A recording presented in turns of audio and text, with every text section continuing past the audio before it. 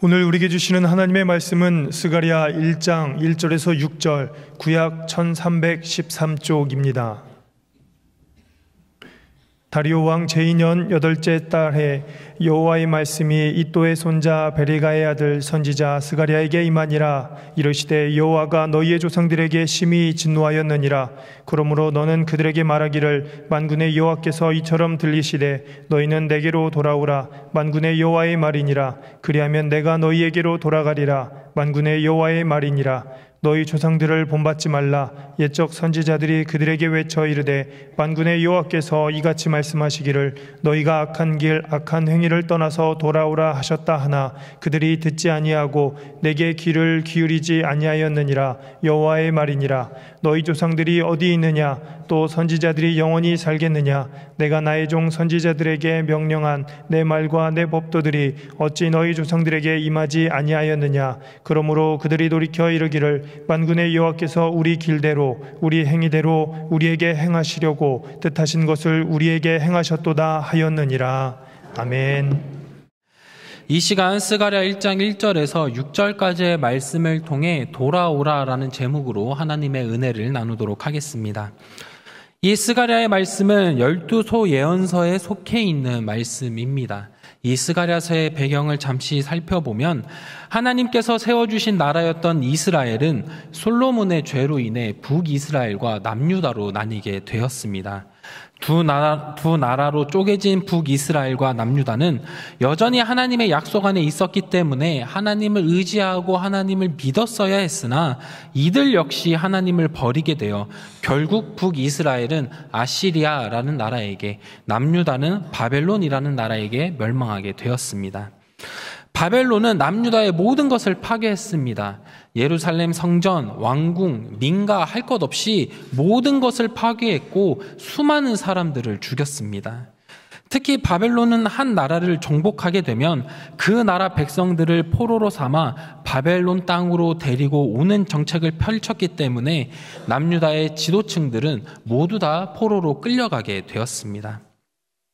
이제 시간이 흘러 이스라엘 백성들이 바벨론 땅에서 70년간 포로 생활을 하게 되었는데요.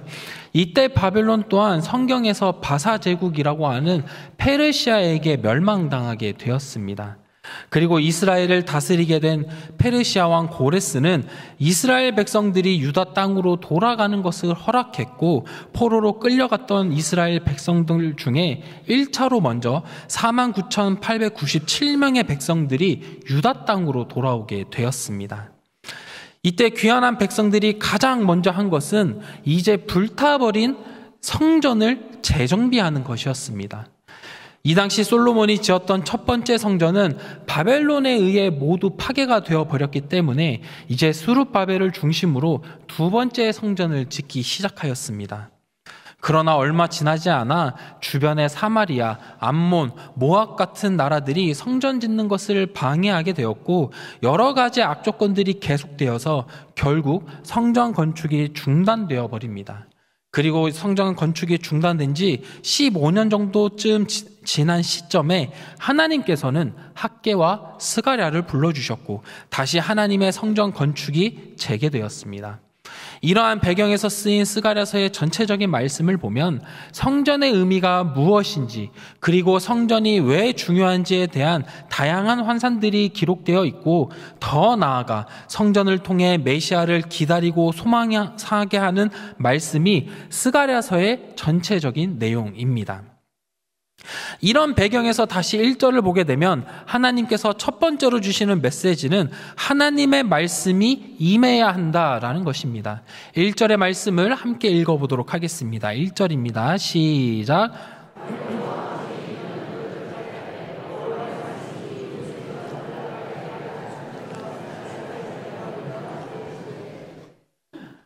하나님의 일을 감당해야 하는 스가랴에게 가장 먼저 일어난 일은 하나님의 말씀이 임했다라는 것입니다. 그렇습니다. 하나님께서 우리를 사용하시고 역사하시고자 할 때 가장 먼저 일어나는 것은 하나님의 말씀이 우리에게 먼저 임한다라는 것입니다. 이 말을 다시 이야기하면 하나님의 역사하심은 하나님의 말씀이 임하실 때 일어난다는 것입니다. 하나님께서 행하신 창조의 때를 생각해 보면 하나님께서는 창조를 무엇으로 하셨나요? 말씀으로 온 세상을 창조하셨습니다. 그리고 말씀이신 예수님이 이 땅에 오심으로 우리가 모든 죄에서 구원을 받게 된 것입니다. 이러한 말씀이 스가랴에게 임하게 되었을 때 예루살렘 땅에서 15년간 멈춰있던 성전의 공사가 다시 시작하게 되었고 하나님의 역사하심이 시작된 것입니다. 이러한 하나님의 역사하심은 성경에서만 나타나는 것이 아닙니다. 현재 시간을 살아가고 있는 우리에게도 하나님께서는 여전히 역사하십니다. 하나님의 역사하심으로 우리가 주님께서 주시는 평강과 기쁨을 누릴 수가 있는데 하나님의 역사하심의 시작은 오늘의 말씀과 같이 여호와의 말씀이 임하였을 때 시작된다라는 사실을 기억하셔야 합니다. 우리 사랑하는 성도님들, 우리의 삶에서 하나님의 역사하심을 경험하기를 원하십니까? 그렇다면 우리는 하나님의 말씀이 임하시기를 간구하셔야 합니다. 우리 송영교회에 하나님의 역사하심을 경험하기를 원하십니까? 그렇다면 우리는 하나님의 말씀이 임하기를 간구하셔야 합니다. 나의 영적인 회복과 가정의 회복을 원하십니까? 그렇다면 다른 것을 간구하는 것이 아니라 하나님의 말씀이 임하시기를 간구하셔야 합니다. 우리의 삶에서 하나님의 역사하심을 경험하고자 한다면 하나님의 말씀이 우리의 삶 가운데 임하시기를 간구해야 한다는 것입니다. 그렇다면 우리 사랑하는 성도님들, 지난 한 주간의 기간을 돌아보시기를 바랍니다.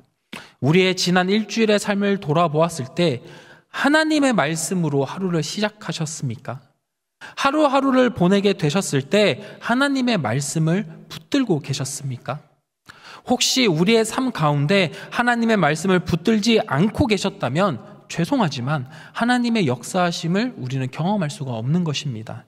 하나님의 평강과 기쁨과 위로하심을 우리는 경험할 수가 없습니다. 왜냐하면 하나님의 역사하심은 하나님의 말씀이 임하시는 것으로 시작되기 때문입니다. 그렇게 우리 사랑하는 성도님들, 하루하루를 시작하실 때 말씀으로 시작하셔야 합니다. 우리가 말씀으로 하루를 임하지 않는다면 우리의 영에는 아무것도 공급되는 것이 없게 됩니다.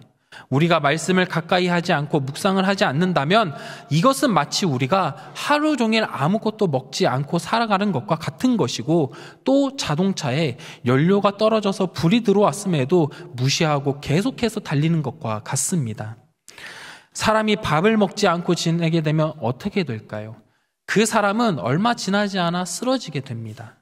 그리고 자동차의 연료에 불이 들어왔음에도 불구하고 그것을 무시하고 계속해서 운전을 하게 되면 어떻게 될까요?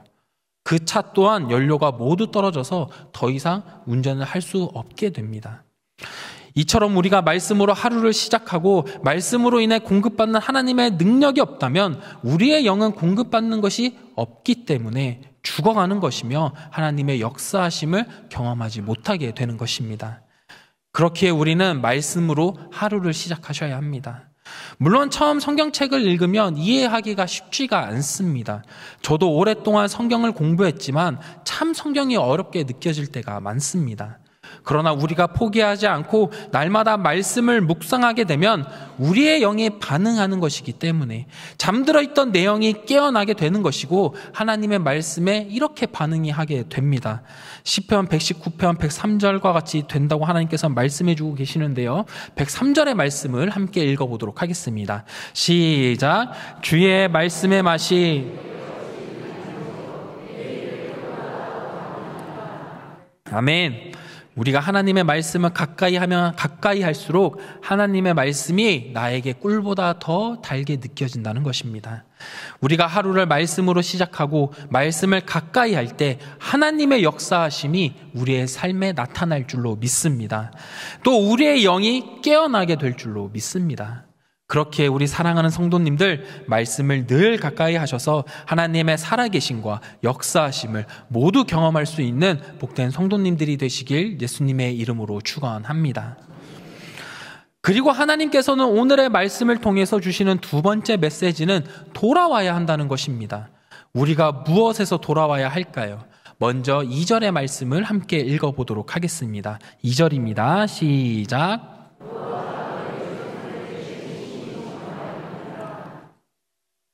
2절의 말씀을 보니 하나님께서 너희의 조상들에게 심히 진노하셨다라고 말씀이 나옵니다.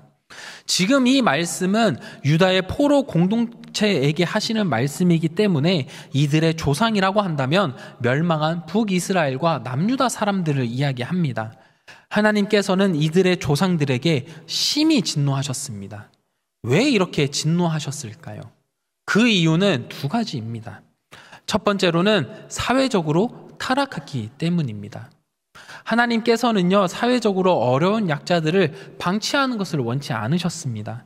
그래서 희년제도를 통해 가난으로 인해 노예로 팔리게 되면 해방되게 하셨고, 신명기 24장 19절의 말씀을 보면 밭에서 추수할 때 곡식 한 단을 나그네와 고아와 과부를 위해 남겨두라고 말씀을 하셨습니다. 이것은 어려운 자들을 외면하지 말고 베풀라는 의미에서 말씀하신 것이고, 또 말씀을 찾아보면 거짓 저울을 만들어서 속이지 말라고 하시는 등 여러 가지 명령을 통해 사회가 정의롭게 유지될 수 있도록 하나님께서는 만들어 주셨습니다. 또한 이 당시에 이스라엘 백성들의 주된 수익이 농사였기 때문에 땅이 없는 사람은 먹을 것을 구하지 못하게 됩니다. 그리하여서 하나님께서는 땅을 영원히 팔고 사지 못하게 만드셨는데, 그러나 북이스라엘의 아합 왕이 나봇의 포도원을 강제로 빼앗는 일이 발생하게 되었고, 그 이후에는 이스라엘의 땅을 자기 마음대로 사고 팔 수 있게 되었습니다. 그래서 이러한 일들로 인하여서 이스라엘 사람들은 이제 부자인 사람들은 더 부자가 되고 가난한 사람들은 더 가난하게 되는 사회가 되어버린 것입니다. 하나님께서는 하나님의 백성들이 어려움을 겪지 않도록 이웃을 사랑하라고 하신 그 말씀이 살아 움직이는 나라가 되어야 하는데, 이스라엘 백성들은 이런 하나님의 말씀을 저버려서 정의가 무너지고 서로 더 많은 것을 갖기 위해 빼앗고 빼앗는 나라가 되어버린 것입니다. 이스라엘은 하나님이 보시기에 사회적으로 타락하게 되었습니다. 그리고 이스라엘이 두 번째로 지은 죄는 영적으로 타락했기 때문입니다. 이사야 1장 4절의 말씀을 제가 읽겠습니다. 슬프다 범죄한 나라요, 허물진 백성이요, 행악의 종자요, 행위가 부패한 자식이로다. 그들이 여호와를 버리며 이스라엘의 거룩하신 이를 만홀히 여겨 멀리하고 물러갔도다. 이 말씀은 이스라엘 백성들이 영적으로 타락하여 하나님을 버리고 하나님을 소홀히 여겼다라는 것입니다. 이러한 말씀들을 통해서 우리가 알 수 있는 것은 이스라엘 백성들은 사회적으로 무너졌으며 영적으로도 타락해졌다는 것입니다. 이러한 이스라엘 백성들의 타락은 더 이상 하나님을 사랑하고 내 이웃을 사랑하라고 하신 그 하나님의 약속과 명령을 지키지 않고 죄를 짓게 된 것입니다. 이러한 죄의 현상이 왜 일어났을까요? 이스라엘 백성들이 왜 죄 앞에서 무너지게 되었을까요? 그 이유는 딱 한 가지입니다. 바로 하나님을 향한 그 마음이 이제 나를 향한 마음으로 바뀌었기 때문입니다. 초기 이스라엘 백성들의 마음 속에는 하나님이 계셨기 때문에 하나님께 집중하며 살아갔습니다. 그런데 시간이 점점 지남에 따라 그들의 마음에는 하나님에서 나 자신으로 마음이 옮겨가기 시작했습니다. 이제 마음에서 하나님을 밀어버리고 자기 자신을 중심으로 두고 살아가게 된 이스라엘 백성들은 더 이상 하나님의 뜻대로 살아가지 아니하고 자신의 뜻과 마음대로 살아갔기 때문에 이스라엘 백성들은 하나님의 진노하심으로 인하여 심판당하게 된 것입니다. 그리고 이러한 상황 가운데서 하나님께서는 3절에서 이렇게 이야기를 하십니다. 3절의 말씀을 함께 읽겠습니다. 시작. 그러므로 너는 그들에게 말하기를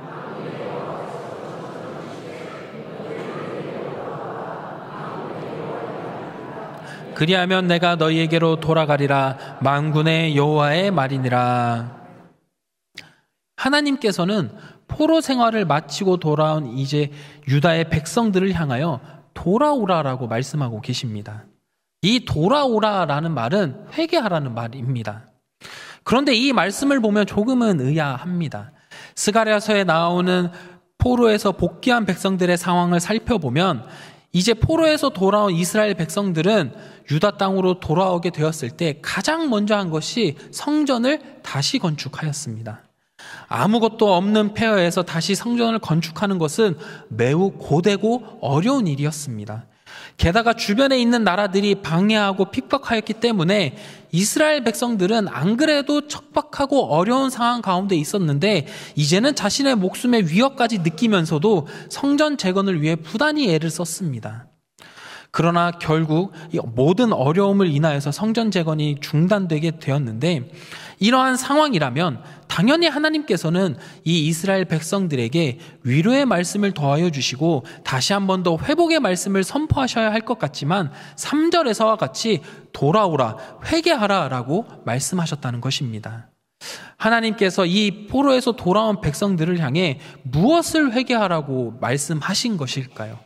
왜 돌아오라고 명령하신 것일까요? 하나님께서 회개하라고 말씀하신 이유가 학개서에 나와 있는데, 학개서 1장 4절의 말씀을 제가 읽겠습니다. 4절의 말씀에 이 성전이 황폐하였거늘 너희가 이때에 판벽한 집에 거주하는 것이 옳으냐? 이스라엘 백성들이 포로에서 돌아왔을 때의 상황을 다시 살펴보면 그들의 중심에는 하나님이 계셨습니다. 그래서 이스라엘 백성들은 자신들이 거주할 집보다 하나님께 예배드릴 성전을 건축하기 위해서 부단히 애를 썼습니다. 그런데 시간이 지나 여러 가지 문제가 생기게 되자 이스라엘 백성들은 성전 재건하기를 포기하고 자신들의 집을 짓고 거주하기 시작하였습니다. 그리고 그 시간이 15년이라는 시간이 흐르게 된 것입니다. 이 백성들의 마음속에 처음에는 하나님을 꼭 붙들고 있었지만 시간이 지나면서 그들의 마음속에는 하나님보다 또다시 자기 자신에게 집중하면서 그 마음이 기울어져 간 것입니다. 포로에서 귀환한 백성들은 그 조상들처럼 처음에는 하나님이 중심이 있었으나 시간이 지남에 따라 그 마음속에서 하나님을 밀어내고 그리고 자기 자신으로 채워나가기 시작한 것이었습니다. 그렇기에 하나님께서는 이러한 백성들에게 다시 돌아오라라고 말씀하시는 것이고, 백성들이 다시 하나님께로 마음을 돌리면 하나님께서는 백성들에게 돌아가셔서 함께 해주신다라는 것입니다. 사랑하는 성도님들, 이것은 우리의 삶에서도 동일하게 적용되는 이야기입니다. 우리가 어떠한 문제를 만나게 되면 처음에는 하나님을 마음에 두고 기도하고 예배합니다. 그런데 그 문제가 길어지게 되면 어떻게 되나요? 나도 모르게 마음속에 하나님은 사라져가고 나를 중심으로 채워가지는 않으십니까? 이스라엘 백성들의 모습과 우리 교회의 상황을 비교해서 보면 이러한 모습은 너무나도 비슷한 모습에 놓여 있습니다. 예를 들어 지금 우리 교회는 담임 목사님 청빙의 과정 중에 있습니다.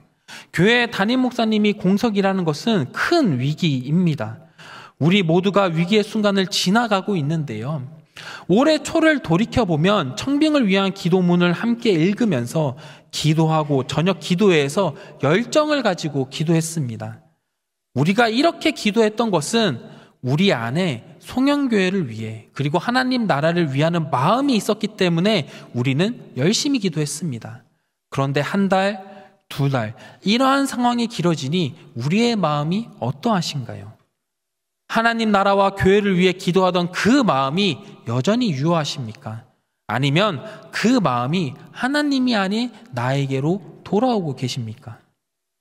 현재 우리의 모습을 돌아보면 교회를 위해 하나님 나라를 위해 기도하기보다 하나님 저의 삶에 복과 평안을 더해 주세요라며 우리의 중심이 하나님에게서 나에게로 돌아오고 계시지는 않으십니까?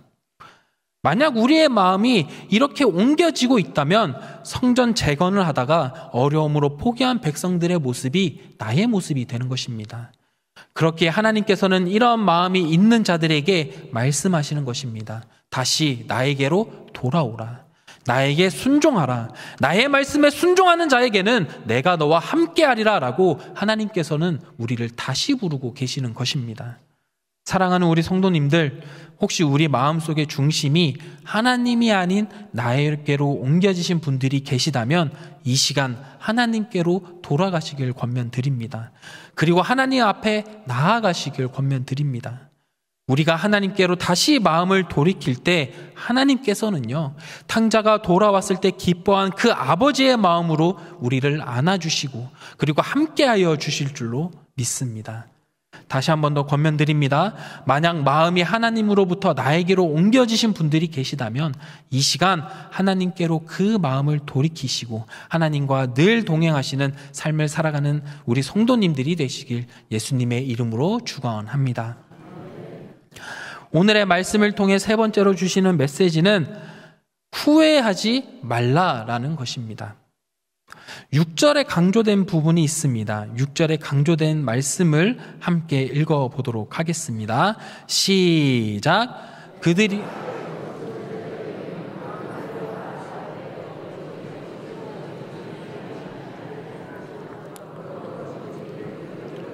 하였느니라. 네, 뭔가 맞지 않았는데요. 네, 제가 다시 강조된 부분을 읽도록 하겠습니다. 그들이 돌이켜 이르기를 만군의 여호와께서 우리 길대로 우리 행위대로 우리에게 행하시려고 뜻하신 것을 우리에게 행하셨도다 하였느니라. 하나님께서 이스라엘 백성들이 이렇게 고백을 한 것입니다.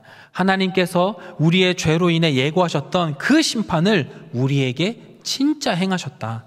그러니까 우리가 하나님께 죄를 지었고 그로 인해 심판을 받았다라는 것을 백성들이여 책임감을 느끼면서 후회를 하는 말씀입니다. 이제 하나님께로 돌이킨 백성들이 하는 말이요, 우리가 멸망당할 만했다, 우리가 잘못한 것이 맞다 하면서 후회했다는 것입니다. 사랑하는 성도님들, 우리는 이 세상 살아가면서 이스라엘 백성들과 같이 후회하는 삶을 살아가셔서는 안 됩니다.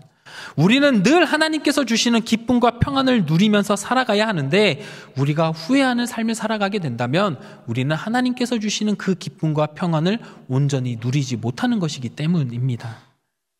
제가 예전에 후회하면 안 되는구나 라는 것을 느꼈던 적이 있었는데요.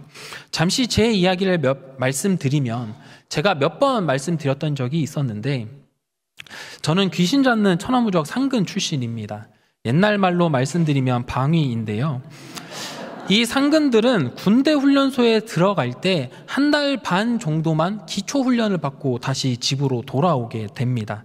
그래서 집에서 군부대까지 출퇴근하면서 군 복무를 하게 되는데요.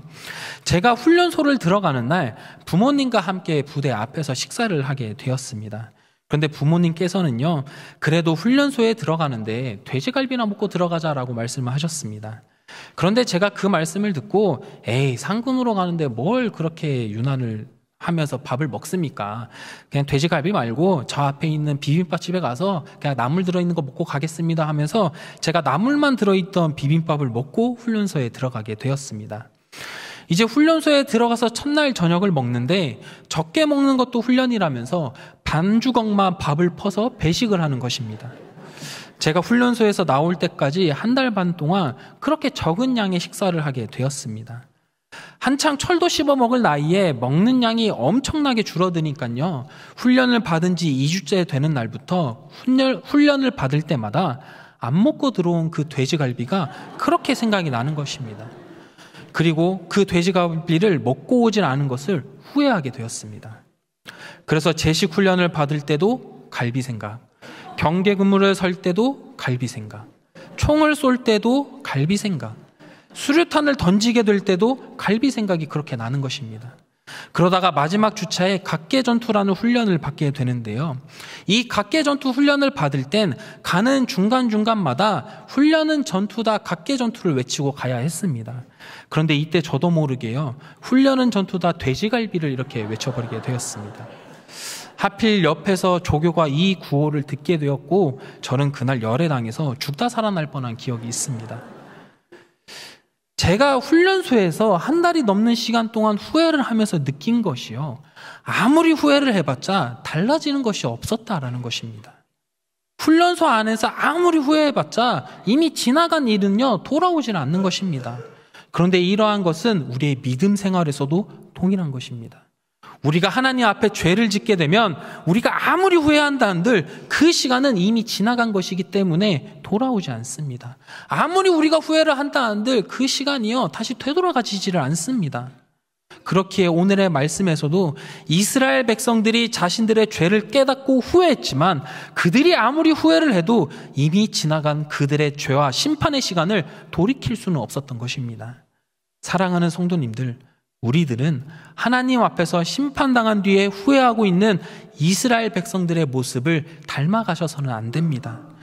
우리가 이스라엘 백성들과 같이 후회하는 삶이 아니라 예수님의 십자가를 바라보시면서 죄와 싸우셔야 합니다. 그리고 죄로부터 승리하는 삶을 살아가는 것이 하나님의 뜻인 것이고, 우리가 그렇게 살아가게 될 때 우리 안에는 하나님께서 주시는 기쁨과 평안이 넘치게 될 줄로 믿습니다. 이제 말씀을 마치고자 합니다. 오늘 이 스가랴의 말씀은 우리에게 세 가지의 메시지를 줍니다. 첫째는 하나님의 말씀을 가까이 하셔야 한다라는 것입니다.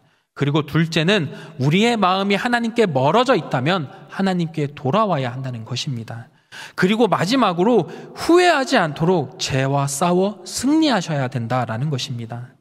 우리 사랑하는 성도님들, 늘 하나님의 말씀을 가까이 하셔서 후회하지 않도록 늘 믿음을 지키시고, 만약 이 시간 하나님께 벗어나신 분들이 계시다면 속히 하나님께 마음을 돌이키셔서 전능하신 하나님이 날마다 함께하여 주시는 그 평강과 은혜와 기쁨을 모두 누리시는 우리 성도님들이 되시길 예수님의 이름으로 축원합니다.